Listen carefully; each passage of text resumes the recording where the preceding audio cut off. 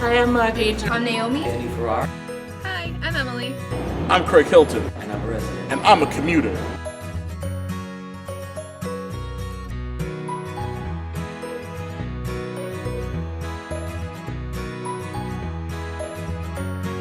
It's the generic Montegoras Hall, but I mean, everybody has their own opinions of that.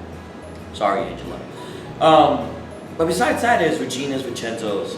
There's a few Chinese places like Empire in Hong Kong, Ganda, Thai Taste, and even Double J's at 7-Eleven are just good for, you know, if you want to grab something quick. Normally I'll go for like something quick between my classes. I'll grab some Chinese food. Sometimes if I'm getting dinner, I'll go to another place and I'll get something that takes a little longer to make so I can kind of sit down and really enjoy it. But as far as off-campus food goes, I like to eat pizza, staple of my diet. It's also really inexpensive, so that's really helpful. I have to eat here. I only eat at Marillac, but I prefer to eat at home and save my money. I think my favorite place on campus to eat would have to be the law school. It's the most expensive place, but the food's the best.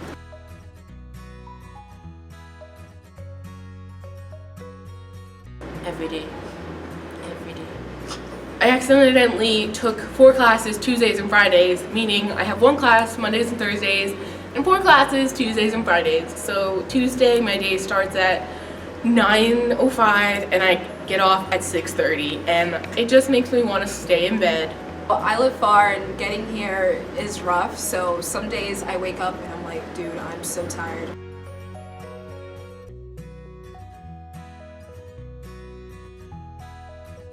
It's not true. The reason why is honestly, no matter where you end up and whether you're living there or you're commuting there, you always need to be willing to kind of put yourself out there, to shake some hands, get involved in some organizations. No, I don't think so. I mean, I'm not one of those people who right after class I just go home, so I definitely think that I'm getting a lot of the college experience, and if I ever want to get the dorming experience, I stay at a friend's dorm. I feel like, if anything, people will look at residents and be like, oh, you're rich, you got money. And everybody comes from a different background economically. So, you know, it's not true in a sense. It can be for certain people. But other people are literally getting here and getting by just like by financial aid and loans. Like, that's a big thing too. It's like, you can live here and whatever, but those loans add up. Living here is expensive. It's not cheap. It's, you know, you're living in a house, an apartment, you know. It's gonna be expensive, of course. We're all rich and we can all afford to dorm and still like do other stuff. And no, it's not true. I am not rich. My family is not rich. I am able to dorm because my dad went here for his grad and undergrad, and so they gave him like a partial scholarship for me to dorm. And it's not that I'm trying to take someone's place, it's just that my parents want me to stay on campus.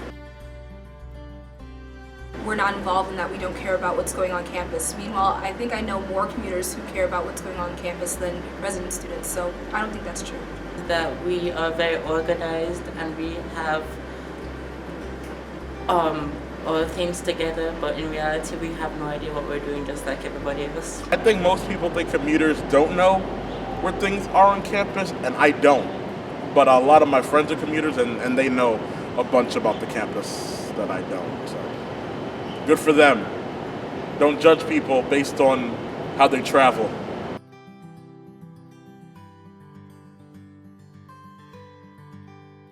Fortunately, I'm from Brooklyn, and the part of Brooklyn that I am in, South Brooklyn, there's no direct line of subway from Brooklyn to Queens. So if I were to take the subway and the bus, it would take me a solid 2.5 hours. So that's a little much, so I drive to school every day. Usually it takes me 25 to 30 minutes. I usually, every semester, will kind of make my schedule to avoid rush hour, so I find that really helpful. Sometimes I'll stay really late in the evening and I'll just finish my homework and I'll fly home without any traffic, which is really great. I think it takes about 2 hours at most with traffic. If I'm coming from Staten Island to Queens, especially this campus, it's very rough. It's just a lot going on. Some people do it, and I'm like, how do you do it? There's exception, of course, with the shuttle bus that goes from the Staten Island campus to the Queens campus. But even then, it's an hour, and it's just like, it's a lot. And I feel for people that take that commute. I feel for people that take a commute other than just from Staten Island. There's people from Jersey and Connecticut that do that, and it's just exhausting. I take a bus, train, and then another bus.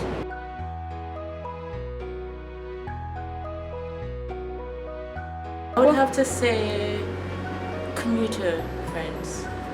I'm a resident student, but most of my friends are commuter students because like I just connected with them better, and it's just that's how I live my life socially. I do spend most of my time in the dorms, but most of the time I'm with my commuter friends in the dorms. If you're a resident, you kind of just end up being around more residents. But the thing is about being a resident is that when you're on campus, you're more involved on campus. So you're able to go to different places like the Angela Center and Marillac Hall, where you can go and you can communicate with people that are commuters. Because the only difference between that is like you're living on campus, and basically it's, I see it as like a big like sleepover. Like I'm wearing slippers right now, and it's about 50 degrees out and raining. It's like a big house in a big neighborhood that you're comfortable in. My classes are on like the 3rd floor of St. John's Hall, and you have to walk up, and by the time you're all the way up there, you're panting and you just like don't want to go on with your life. Then you get to the door and you see the sign that your class is canceled, and you're like, I didn't have to walk up all of those stairs. Like, really? I mean, it's really annoying because I travel by bus, I have to come here and have to travel by an hour to get here, and then you're not going to have class. So what am I supposed to do? Just read a book?